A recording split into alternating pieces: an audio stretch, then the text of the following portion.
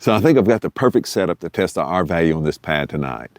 It's 25 degrees outside right now and it's going down to 18. And they say the R value is 6.6 on this pad. I doubt that it is. But if it's anywhere close, if it's even just a 4, this will still be an incredible value. In the tent with me tonight, I've got 2 identical sleeping bags. I'm using the Big Agnes Anvil Horn 15-degree bags. These bags have a sleeve in the back to put your pad in there, and they have virtually no insulation between the pad and the back of the bag. All the insulation in these bags is on the side and top, because really your pad is supposed to provide the insulation between you and the ground anyway. So I'm going to sleep on the Atepa Pad for part of the night, and then I'm going to switch over to the Big Agnes if I get cold at all and see how it does. I think the R value on the Big Agnes is 4.4, maybe 4.8, and it's a tried and true pad.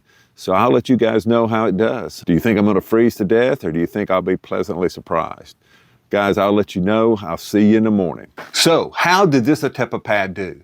Did it keep me warm during the night when it got down to 23 degrees in my tent? Do I think it has an R value of 6.6? Did it keep me as warm as the Big Agnes Repeat SL with an R value of 4.8? Well, if you want to know, you're going to have to stay tuned to the end of this video. So did you see how I did that? That's a YouTube trick to get you to watch to the end of the video.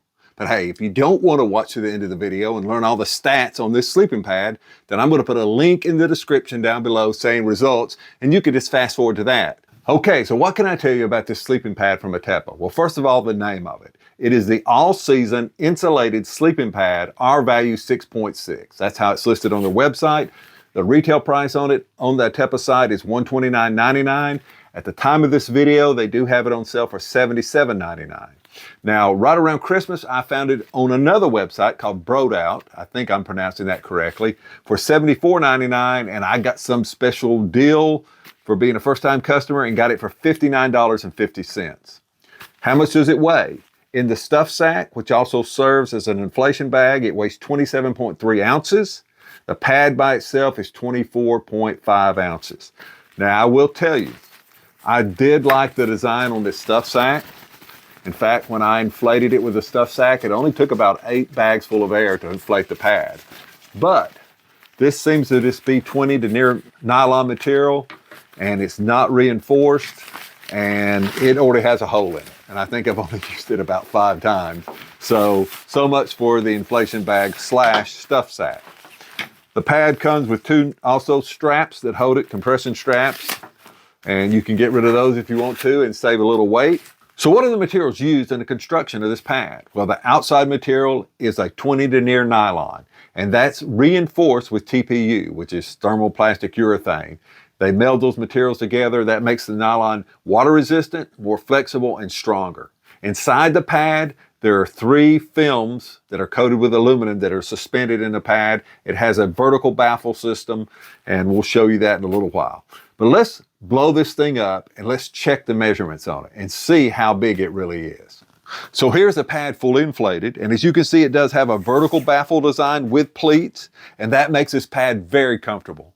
In fact, my wife and I normally use the Big Agnes AXL pads, which are the same general dimensions as this, and this pad is just as comfortable as the Big Agnes AXL, and that's a very comfortable pad. But what about the dimensions? Well, the website tells us the thickness pad is 4.33 inches.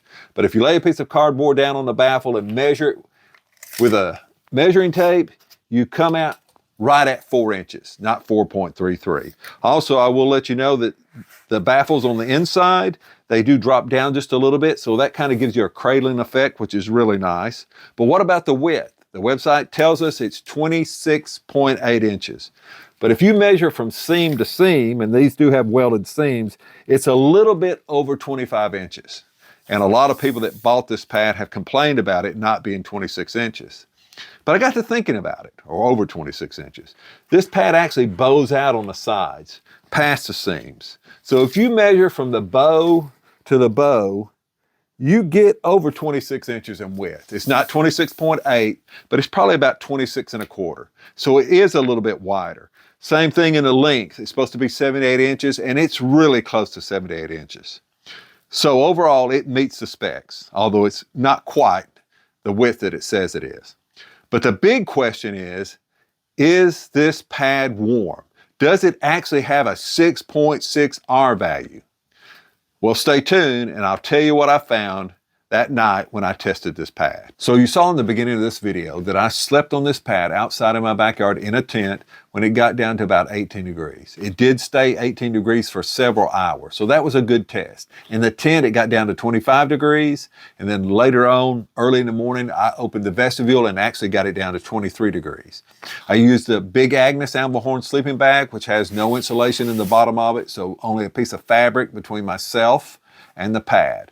And I did wear a pair of shorts with leggings underneath that. And of course I wore 2 technical running shirts that were short sleeves and my Patagonia polyester shirt, long sleeve shirt over that, and a beanie. So not a lot of clothing, but enough to keep me warm. So I did not get cold with this pad. In fact, I slept on it till about 4 in the morning and you could feel the pad and it did not feel cold. But where I was laying on my side, on my legs, and even on my side and on my shoulder, I did feel cool spots. And I couldn't figure that out. But anyway, I slept on this till about 4 in the morning. Then I switched over to the Big Agnes sleeping pad, the Repeat SL. And I will say that I was warmer on that pad. It has an R value of 4.8. And it did feel warmer, the pad underneath me. There were no cool spots. So about 6:45, I got up and I switched back over to this pad. I actually opened the vestibule on the tent to get it down to 23 degrees, and I didn't get cold again either, but I still felt the cool spots. Now let me tell you why I actually felt cool spots. So this is looking at the pad where it's pleated with a strong light behind it. And if you look, you will see light coming through that pleated area.